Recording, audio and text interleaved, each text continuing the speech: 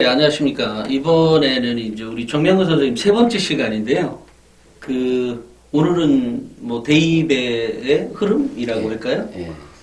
뭐 입시가 바뀐 것들과 관련해서 얘기를 좀 해주시겠다 그럽니다. 그러니까 어떤 얘기를 해주시겠어요? 제가 세 번째 주제로 이렇게 잡은 이유는요. 굉장히 오랜 시간 동안 대입에 대해서들 많은 분들이 이야기를 하고 있죠. 그런데 실상 학교 현장은 실제 변해있지 않거든요. 학생도 변해있지 않고. 그게 좀 답답해서 세 번째 이 말씀을 드리려고 합니다. 결국 대학 입시가 지금 수시와 정시를 큰 틀에서는 이제 두 가지 나눌 수 있는데요. 수시는 잘 아시는 것처럼 교과와 종합으로 또 논술로 이렇게 세 방향으로 나눌 수가 있습니다. 근데 학생들이 지금 물어보면 또 뭐로 갈 거니 그러면 학생들이 상당수 수시로 간다. 또 수시 중에서도 종합으로 간다. 이런 네. 이야기를 많이 하고 있습니다. 근데 교과라는 부분은요, 서울에 있는 사회권대학을 많이 뽑지 않습니다만 일반적으로 1등급, 2등급, 3등급, 4등급, 5등급 이렇게 지금 나와 있죠. 근데 서울 시내로 이거 진학하려면 거의 1등급 때 애가 서울 시내가 되겠고요. 2등급이 되면 일반적으로 경기도권, 수도권이 됩니다. 3등급은 되게 지방대로 이제 이렇게 합격해서 이제 지나갈 수 있는 상황이 되는데요. 그러다 보니까 1등급을 만든다는 것이 교과 전형으로 볼 때는 쉽지가 않습니다. 굉장히 사실은. 많은 학생들이. 그러면 100명당 4명밖에 안 나오지 않는 그런 구도를 가지고 있기 때문에. 근데 일반적으로 1.5나 2.5 이렇게 되는 학생들은 아무래도 수적으로 많겠지요. 그래서 아이들은 보편적으로 내신 따기가 일정하게 정해져 있기 때문에 가는 것보다는 일반 종합준비를 하겠다, 종합을 하겠다는 아이들이 대부분 많습니다. 또 학생들이 고등학교 1학년 때부터 물어보면 학교에서도 종합준비를 지금 하고 있습니다. 사실은. 근데 저는 아이러니하게도 종합준비를 한다라고 얘기를 하면서 지금 뭐 하고 있니? 라고 물어본다면 영어 지금 뭐 가지고 하고 있니? 그러면 전부 다 문제집 풀고 있습니다. 사실은. 대학에서는 학업적 역량, 종합에서는 역량을 보겠다. 물론 내신이 중요하지 않다는 이야기는 절대 아닙니다.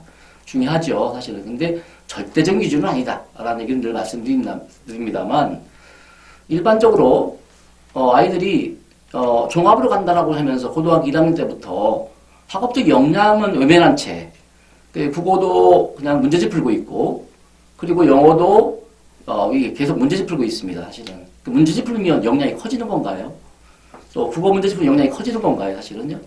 대학에서 뽑으려고 하는 학생부 종합전형의 의도는 정말로 대학에 와서 이 학생이 우리 대학에 와서 공부할 수 있는 능력이 있는가를 측정하려고 하는 것입니다. 근데 본의 아니게 학생들이 가려고 하는 진학하려고 하는 그런 전형하고 현재 학생들이 하고 있는 그런 준비하고는 전혀 맞지 않는다라는 말씀을 드리고 싶고요. 또 일반적으로 또 영어를 말씀드려 보겠습니다. 영어는 지금 정시에서조차 지금 절대평가를 쓰고 있습니다.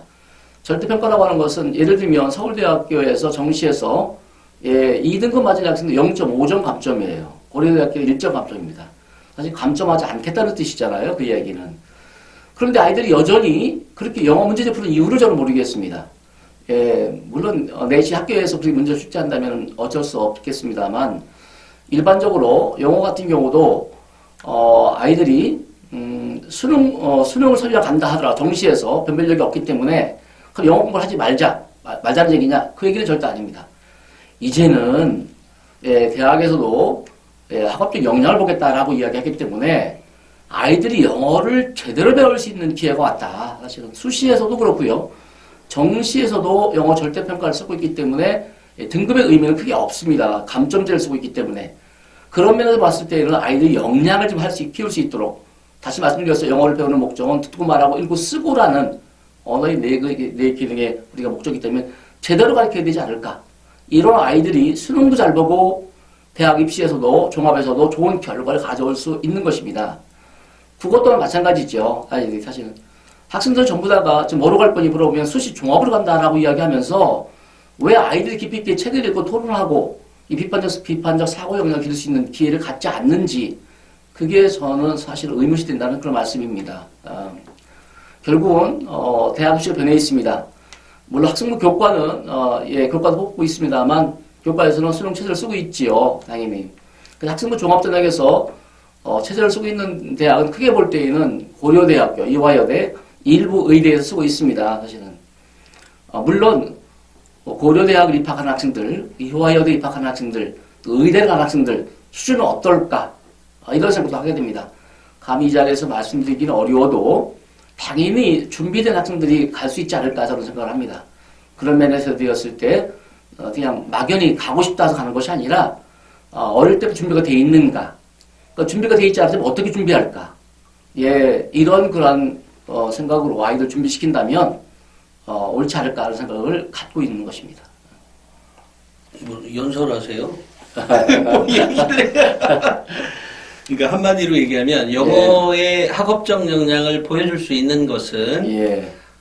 물론 내신, 그러니까 학업 성취도죠. 학교 예, 내신도 물론 한 가지가 있지만 예. 대학이 궁극적으로 원하는 것은 그건 그거고 예. 학업적 역량이라고 하면 그것 플러스 네. 듣고 쓰고 말하고 예.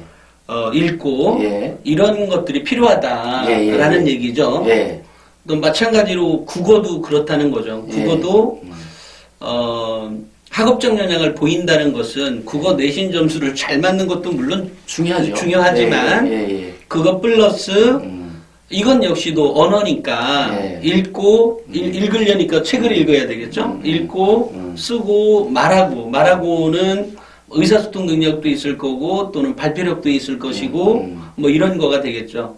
그 다음에 읽고 말하고 쓰고 듣고가 다 이제 들어가 있어야 되는 국어도. 국어도 비판적 사고 영역. 그렇죠. 이제 이렇게 말을 하면 이제 서로 간에 토론을 하는 거니까 자연스럽게 지금 말씀하신 비판적 사고력도 길러지게 되고 또 왜냐하면 또 공감도 해야 되거나 또는 그것에 대해서 또 반론을 할 수도 있으니까요. 그렇죠.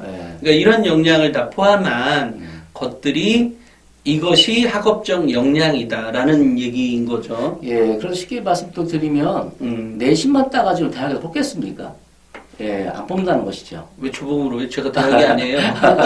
그렇다면 결국 아이들이 고생만 하고서 좋은 결과를 가져오지 못할 것이다. 네, 생각을 가질 수 있고요. 네. 또 설령 만약에 내신을 잘 딴다 하더라도 자기가 진학한 대학을 가기는 쉽지 않을 거라 생각이 있고요. 또 대학에 진학한 이후에도 조금 전에 지난 시간에 말씀드렸지만 학업적 역량면에서 아이들이 정말 대학에 제대로 따라갈 수 있을까? 이런 점에서는 회의적입니다, 사실은. 맞습니다. 네. 맞습니다. 좀 전에 말씀하신 것처럼 내신만 가지고선 선발하기가 매우 어렵죠. 예. 학생부 종합전형에서는. 유리한 건 사실이죠. 물론 유리한 건 사실인데 유리한데 반드시 유리하다 보기는 어렵던 것이죠. 물론 그렇죠. 그렇죠. 그 조엽 씨도 학생부를 쳐다보면 물론 성적도 쳐다보지만 당연히 거기에 이 기록물을 쳐다보게 되니까요. 그렇죠. 근데 그 기록물에서 드러난 역량이 아까 좀 전에 얘기했던 그런 학업적 역량이 드러나 있느냐에 대한 평가가 매우 중요하다라는 말씀으로 이해해도 되겠죠. 그렇죠. 쉽게 또 설명하면 내신 1등급 맞은 학생이 영어를 1등급 맞았다. 학생과 내신이 맞은 3등급 맞았다. 학생이 있는데 1등급 맞은 학생은 실질적으로 체크해보면 영어를 듣고 말하고 읽고 쓰고를 못한다 하는 학생이 있겠죠.